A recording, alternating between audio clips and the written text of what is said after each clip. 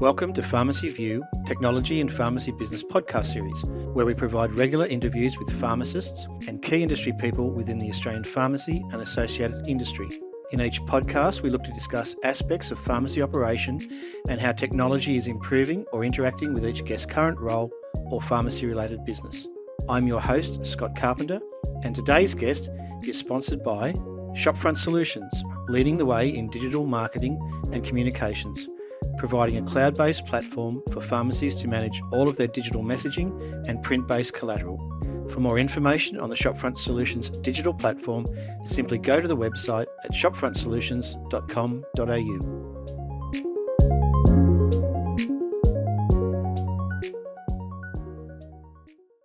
My guest today is Beshara Dafesh, founder and CEO from LeaseIQ Property Management Software. Welcome, Besh. Thanks, Scott. Pleasure to be with you today.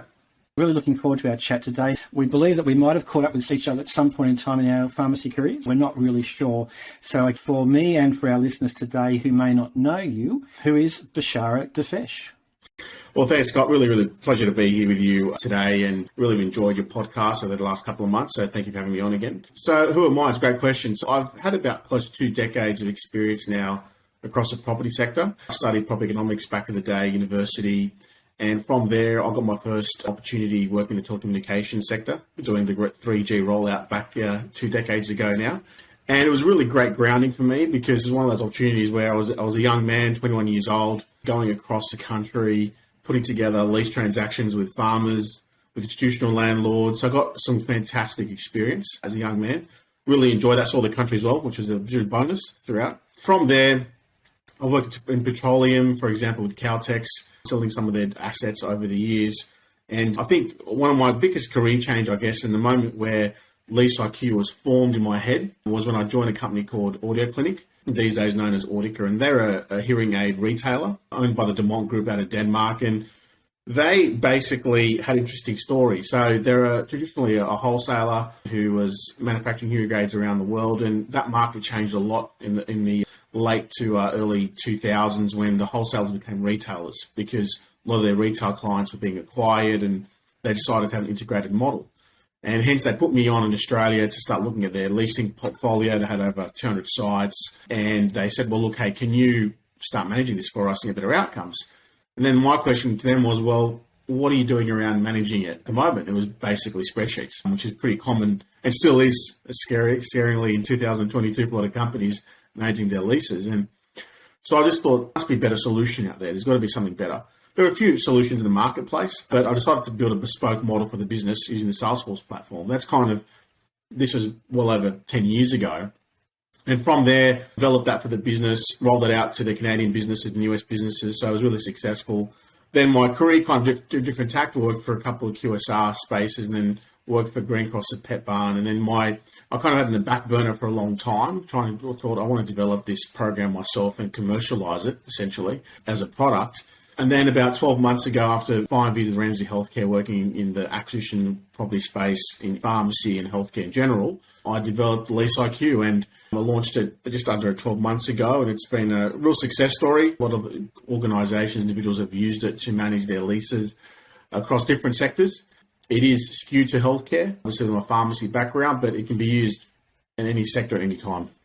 Yeah, look, thanks for that. That's a really good introduction to it. And I guess as you've been talking, my mind's been kind of turning then to the pharmacy industry and how this works. Whilst I would accept and understand from a pharmacist's perspective, they might own one pharmacy or 2 or maybe even 3 pharmacies. They possibly just manage their lease portfolio on an ad hoc basis. The lease comes up, okay, I've got to do something about it. Let me talk to my accountant. They might engage the services of a specialist like yourselves in LeaseIQ, or they might just kind of run it through, or there's every chance that their landlord is themselves in some instances. But I guess what I see is that where you've got 2 or more pharmacies, this gives you power of information because you can then start to do comparisons, and ultimately that's what this is about, isn't it? Oh, look, you're spot on there, Scott. I mean, the big reason why I created LeaseIQ is to give tenants power in their data.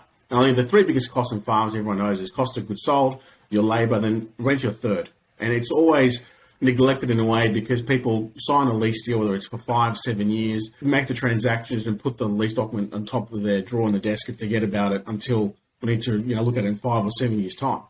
The issue with that is that I keep saying to a lot of clients, your lease is an active document. It's not dormant.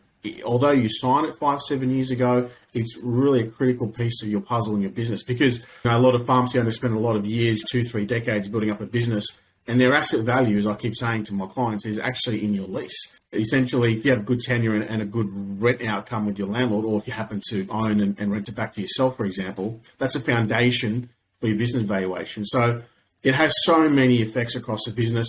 Obviously, your rent deal affects the ability to go get financing from your bank. It affects your location, where you are and the flexibility of moving potentially to a different location. So there's so many things that live and breathe that comes out of a lease deal. So LeaseIQ is a centralized software system where you can access all that information, whether it's via desktop, mobile or tablet. And it's the only one in the market which provides you the mobile ability. So talking to your banker in a meeting and pull out your Salesforce app, log into your LeaseIQ and have a quick look at your entire lease portfolio, whether you own one pharmacy or you're part of a bigger, broader group, whatever the case may be.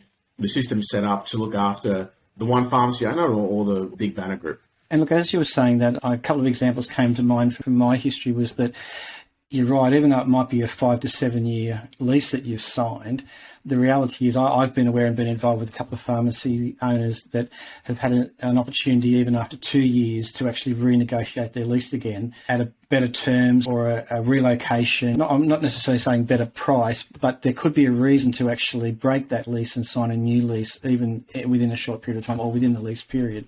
So having this information at your hand available when you want it. It's not something necessarily you're going to check every day, but at least in that scenario. So an individual pharmacist with one site, do you give them the ability to access industry data then?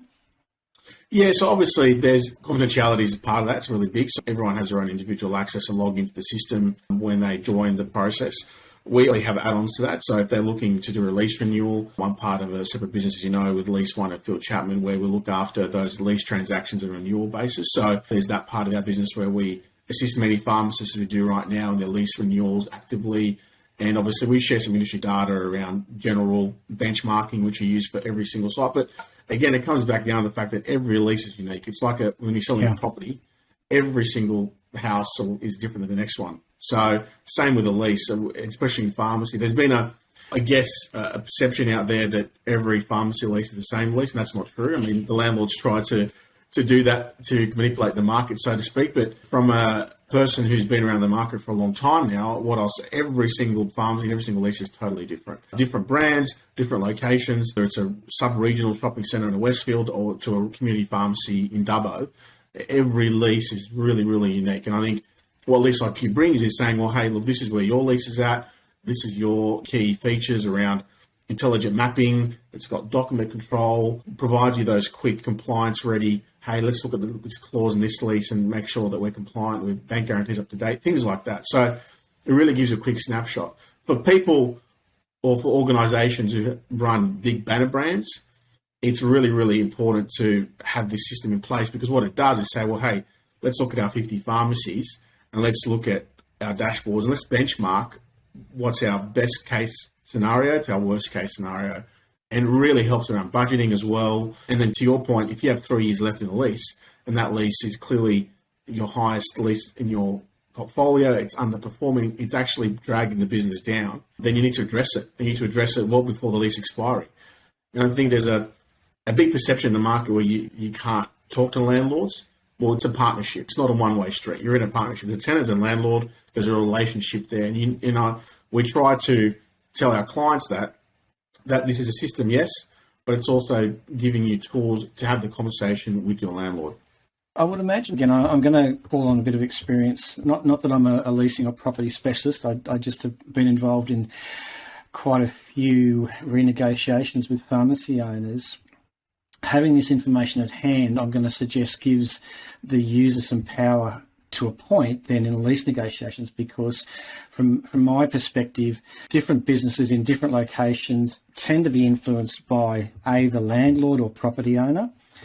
the solicitor that they use and therefore the lease agreement. State leasing legislation has an impact on that as well. And so while there's an amount of, I guess, parameters within a lease that you can't affect, if you've got information on your side, you can influence. And I think that's one of the things that I have enjoyed around this arena. I don't necessarily come from a strong sales background, but let's face it, you're either making something or you're selling something. And so ultimately, we're either a manufacturer or we're selling something. So on the basis that I have been involved in a fair bit of sales and negotiation in my time, I've got to the point at my age now where nothing's off the table. And when people ask me for my guidance or advice, I say, well, look, get their best offer and then let's actually talk about what else they can give you, because sometimes in these negotiations, it's maybe not negotiable on the price and some of the statutes, but you'd be surprised what extras you can sometimes get thrown in, which actually makes it a little bit more tenable. Now, do those extras, do those anomalies create a dilemma for the platform, or does it address that in there? Yeah, look, I think you addressed some great points there. So the platform's built to address all those issues. So, for example, we have a compliance piece where we extract out for you when you join the software all your key lease clauses, actually extracted out of your lease, clearly outlined for you so that you can access them straight away rather than spending half an hour to an hour or getting your solicitor to go and give you further advice. It's there extracted for you. So if you want to talk about a bank guarantee, you want to talk about an option period when it's coming up in terms of the time you can actually exercise that option, for example. So there are things like that, which we've factored all those factors into because of my 20-odd years of experience. I've kind of seen it all and done it all in terms of the different types of leases. That's all in there. Also, it's benchmarking. For example, you have 3 or 4 pharmacies. What is it to a rent per square meter across your portfolio? What are you doing there? And that automatically does that. There's live dashboards. The data's there set up for you so that you can see your lease expiry profile, what's coming up, your rent per square meter, your sales per square meter. And the key is that because it's on the Salesforce platform, it's safe and secure. So they've got probably the world's best security systems in the world in terms of the data they have. And I think that's why I built it on that platform, because that's a really critical part for a user to know that their data is not going to be compromised. So from my perspective, that's my number one priority from a software vendor. But it addresses all those issues. And you're spot on. You know, I mean, we talk to tenants all the time, every single day. That's my job. And we say, look, what do you want out of this process? Do you want to refurbish your premises? Do you want to relocate your premises? Are you looking to downsize, upsize? And there's so many different scenarios. And don't be afraid to go to the landlord with your hand out, because at the end of the day, as I said earlier, it's a relationship, it's a two-way street. They want you there, and especially the post-COVID world, or the COVID world we're still living. Pharmacy's shown its resilience. It's shown it's probably one of the top 3 critical services out there in healthcare. So what it has done in a way is it's a two-way street there. Landlords have seen that and have reacted accordingly. But also tenants need to realise, well, hey, you're also very important to the landlord and you need to exercise that power, so to speak. And it's all above board, of course, but I think we try to reiterate that and saying, use your data. You've got great data in your own lease. You can use to have the conversation with the landlord about what you want to do next. And you're right. There wouldn't be many landlords out there that wouldn't love the opportunity to have a pharmacy as a tenant at the end of the day, because it's tried and tested model. It usually comes back down to if the business is to be relocated, or sometimes within the larger shopping centres, whether there's a redevelopment happening in the shopping centre from that perspective. So I'm not saying that the power's not in owning one pharmacy, but an increased power for a pharmacy owner would be where you own 5 pharmacies ultimately. And again, a lease comes onto your desk table, dispensing counter every 5 to 7 years. But then once it's done and dealt with, it's kind of then, you know, I'm on to the next thing and I push it aside. So to me, what you described is the power is in a lease comes onto my desk or is coming up for renewal. I've actually got this software platform which allows me to compare that to my other 4 pharmacy leases. And to a point, when you've got access to this information in a dashboard snapshot, it's quick, it's easy, which is what technology is all about. You've then probably got in your mind that says, you know what, that lease in pharmacy B is probably actually my best lease. So I've now got a level of information that from a paper perspective, I probably didn't have before, because it was 5 years ago when I looked at that. So in renegotiating this time, I can then potentially guide the people involved in helping me renegotiate. Well, can I get terms similar to pharmacy B? And there's the power, isn't it? And it's utilising your own data. And look, and the Guild provides a fantastic source of information, especially around the annual pharmacy rent report, which benchmarks the general marketplace, which is fantastic. It provides a lot of resources and tools around that. But nothing then beats your own data because you know your own best. So there's no doubt about that. And I think, touch on another point you made there, there's been an explosion of healthcare developments in the country. So it probably started about 6-7 years ago. A lot of institutional investors, both domestic and foreign, have come into Australia and have said, well, the returns on investment on these healthcare assets are huge. We've got a Medicare system, which is very backed by the government, the PBS, which is backed by the government. So it's become a big investment target for a lot of these institutional investors. And we've seen an explosion of greenfield sites right across the country. And obviously pharmacies involved in that because usually it's a GP practice coupled with a radiology practice, coupled with a pharmacy practice. And we're saying to our clients, again, look, you know your model, you know it well. There's a tipping point for every business in terms of rent. Will it work for you? Won't it work for you? We've had those conversations with a lot of clients saying, look, this is a tipping point. And if you want to extend yourself, then there are going to be risks associated with that 5, 6, 7 years down the track. And especially with inflation, the way it's going at the moment, we have a lot of clients who are on these CPI plus 2% annual rent reviews. And we're talking to their landlords on their behalf, trying to do some renewals. And it's a difficult conversation because landlords are saying, well, here's a 7 to 8% rent increase, which is unsustainable, as we know. And we're saying, well, look, no, you'd be more reasonable. You need to get this back to a fixed term deal. It's a relationship. So the power of your own data and understanding that is so critical. So industry data is averages. With every figure, there's a really bad result and there's a really, really good result. And so ultimately where you'd love to be is somewhere between the average and the good result, not end up somewhere between the average and the bad rent or lease situation. You raised another good point then that, yes, I do know quite a few pharmacists that also own medical practice site that they then lease out to a medical practitioner. And the discussions that have come up is that, they don't really know how much rent they should be charging. In fact, in a lot of cases in history, it's been the medical practitioners almost expected the site for nothing because I'm going to bring you scripts, put a door in between, and I'm going to bring you scripts straight in your front door. So a pharmacist would have access to that information as well if they've got a medical centre practice, or ultimately by engaging yourselves, get access to that information as well. Yeah, that's right. We do many transactions in the healthcare space in general. And obviously the big trend has been is new developments, especially landlords coming and saying, well, look, we want to lease the space out. And let's just, for example, say 1,000 square metres. And we'd like a medical centre and a pharmacy co-located together. We'll just give the head lease to one operator. I mean, sometimes that's the pharmacist now. And they say, well, look, you can carve out 300 square metres for your pharmacy, and the 700 square metres, you find the doctor, you find the medical centre. So we're seeing that becoming a significant trend in the marketplace, to your point. And again, it's about saying, well, okay, in that situation, what's commercially viable for the pharmacy to have from a rent perspective, and how can you share that load, so to speak, in terms of the cost associated with the lease in that period. So what we always say to is you're leasing time, not space. And I think that's the biggest message we constantly try to get across to any of our clients is the space is the space, but you're actually leasing the time period and securing your asset. So, we often ask our clients as part of our onboarding processes, what are you doing over the next 5 to 10 years? Are you reinvesting? Are you looking to sell? Are you looking to relocate? Because that really drives the conversation with the landlord. They just want their rent paid every month, on time, middle of the month. That's basically what they care about, essentially. And obviously they do care about the brand and the proposition and what you're offering to the market, but 9 times out of 10 is paying the rent on time is what they care about.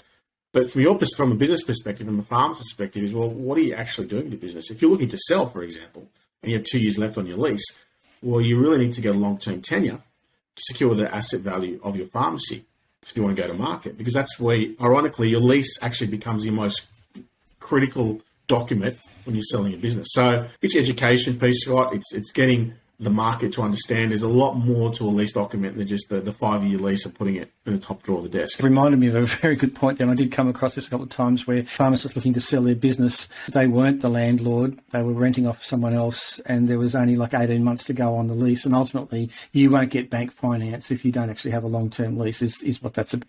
We talk to banks regularly. That's something that they're also raising, is they like to have security of tenure, because obviously when a client looking to have a bigger overdraft or get more money for a fit out, whatever the case may be, the first thing that the bank looks at is, have you got tenure? That's absolutely critical. You've obviously got quite a few pharmacy clients already. Take me through the journey. So if someone listening today hasn't used your services or your platform, what does the journey look like? So we're going to include your contact links in our show notes, website, etc. So they're going to contact you through that. So what would the journey look like from the inquiry through to accessing a platform for their pharmacy? Yeah, so I mean, it's a couple of steps. Firstly, if someone likes to access our platform, they go to the Salesforce App Exchange, type in the search engine LeaseIQ, and they'll find our app there. And then you can purchase the app immediately. And there's 3 different tiers depending on the size of your pharmacy. If you're one pharmacy or if you're multiple, there's different tiers there in pricing. What we like to generally do is actually say, well, reach out directly to me. I'll go through a demonstration of the system live with you and show you a couple of dummy pharmacy leases, for example, in there, and show you how the system works. Because I think from my perspective, that's what I've done on board every single client. I actually sit down with them and say, this is how the system works. Because like any software system, Scott, if it's garbage in, it's garbage out. The data is the key. At the end of the day, if the data are updated regularly, you're not going to get the benefit that the system provides you. So what we say to our clients is you need to invest in the system. The system will look after you to invest in it. Everything's automated. All the dashboards are there. But of course, you have to maintain the data. So especially for bigger groups, for example, we have a deal for bigger groups where they join, we convert all their data for them. We set their whole system up from scratch so that basically access their database straight away, live and interactive from that point in time. So we really want to work with our clients directly and say, contact me directly. Let's have a demonstration, show you the system does for you, and then onboard you from there. There's so much technology that can help business owners these days, and we're focusing on pharmacy. It's like there's got to be this mindset that says this can help me, yes or no. And ultimately, from my initial research since your contact and from our discussion today, it's not something that you're going to necessarily access every day, but the power of having the information available to you on an app dashboard to quickly look at, as opposed to going to pull out your 3 to 5 leases in paper form or in PDF format and trying to match them up and understand them. Your time saving alone in the app is going to pay for itself, isn't it? Oh, 100%. As I said earlier, a pharmacist will get a lot of requests, whether it's a banker, or it's a wholesaler, for example, supplier, and they may need to refer to their lease for whatever reason. Instead of going through the expense of getting an external legal provider, for example, to look at that for your accountant, you can access it yourself.